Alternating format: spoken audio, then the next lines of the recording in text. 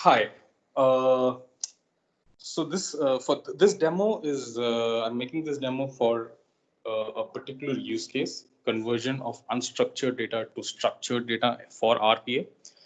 Uh, so what we've seen is, and this is like the past experience, which a lot of folks might have, right? That if any particular business requirement there is unstructured data, it cannot be processed by RPA, and most of the time, what typically happens is either we have to work around it by doing some kind of process optimization, such that we get structured data instead of unstructured data before RPA starts, or we make use of certain tools like OCRs or some other tools, so that eventually that data gets converted to structured data some way or the other. I'm not saying that's wrong, but one of the main reasons I am doing this is because that misconception that RPA cannot handle unstructured data in any way, that needs to be. I mean, there are ways to get around it, and this is one of the ways which is going to get more prevalent as we kind of move into the AI and machine learning phases. So this primary use case, right? Still, there might be better ways of doing it if there are process optimizations. If it turns out that you require an OCR for PDF documents, that also works great. But this particular use case which I'm making is for a candidate management system. Particularly, the actual requirement is that, and this was kind of there in my LinkedIn profile. That's one of the reasons I made it, that a candidate tries to apply in a candidate management system with his or her resume. And what typically happens is that most of the times, the system is not able to capture that information in that resume, and folks have to actually go ahead and type all their information. This could be name, email ID, job, all those things.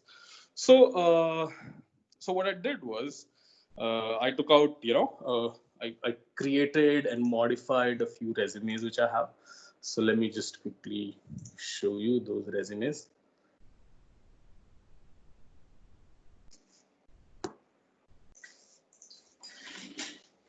Yes.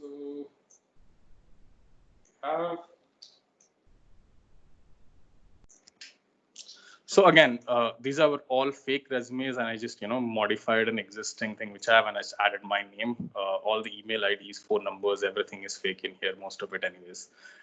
So one is this resume, and one is again a similar resume but in a different format. And what I wanted to see was, okay, if I train the ML model which I'm going to create, is it able to read through these resumes? So first, let me come down to the actual demo. So this Blue Prism process is the one which uses a Word VBO and extracts the data from the resume. Bear in mind, the first time it actually does extract the data is pretty much unstructured text, similar to how I kind of showed in the resume. Most of it is unstructured text. Next, what it does is that I have a particular web service which is running, and internally it calls a trained ML model which does named entity recognition. And this is the actual method which converts unstructured data to structured data. So prior to this, I have trained the model a bit. So the details of that would be in the guide, how to train the model. Specifically, most of the training I've done is the CSV, but I'm also going to attach to this. So in order not to delay, let me get started on the actual demo. So again, pretty standard stuff at the beginning. It opens up the resume and reads the header, reads the body, combines both of it to get unstructured. So let me see. See, here is the resume which is opened. It's just trying to copy all the details from in there, and it closes it after that. So let me come back to Blue Prism. So right now it called this particular web service at the end. And now let's go back to the web service. Oh, I can see that a request came in and a response was sent out. It was pretty much successful. So let me open the response content here. So this is the response content which we got. And let me see.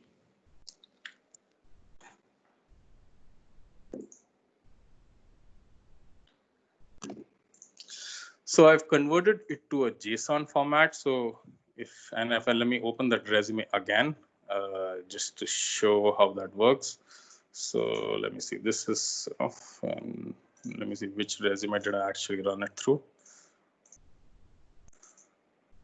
So this is, it's my resume and my name itself. So this is the exact resume which actually went through the entire process. As you can see, it's pretty standard text. You have name, you have phone numbers, email IDs, you have technical experience, a bunch of other stuff, which, most of the times, if you have to go and process this via RPA, you would not be able to process this, right? And it's pretty much going to be out of scope for most of the RPA use cases. And this is the JSON which we got. So again, I just trained it with 2 resumes because, to be honest, I'm not a recruiter, so I don't have a lot of resumes lying around. It was hard work actually making those 2 resumes, but here you go. So again, this is a JSON. You see name, it extracted the name, phone number, extracted the phone number, email ID, extracted the email ID. Again, it's not 100% accurate at this point, so it extracted something after email IDs also as email.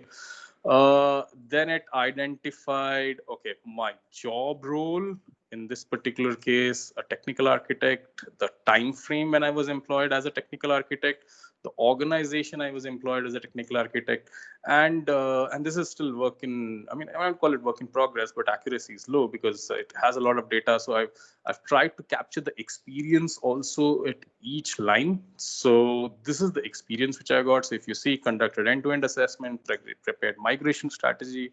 So all these experience part is provided, and let's just quickly go down. See again, the next one, time frame, organization, job role, and again, experience for that. So all that has been extracted. Again, the next entry which is there, job role, time frame which is there, the organization which is there, and again, experienced based on all that. And lastly, I've also tried to extract the educational qualifications. So here is the degree. The organization, I don't want to segregate between organizations particularly because Education Institute is a particular organization, so I've marked it here. Again, time frame for that, next degree, and the time frame. So as you can see, except for a few minor errors for these formats, the module, the NER module, was able to extract everything properly. And so this is the web service wrapper, and this is the actual module which extracts it. For this particular module, I had created a custom model where I trained the model based upon these 2 resumes. Obviously, if this does get productionized, you're going to have to train it in a lot more resumes so that you kind of reach a particular stage where we say, oh, you know what, accuracy is at least about 90-95%. And I'm also attaching a custom model creation directory. And this is the custom model creation part, right? It actually uses this particular Excel to create that custom model. And this is pretty much the data which was present in the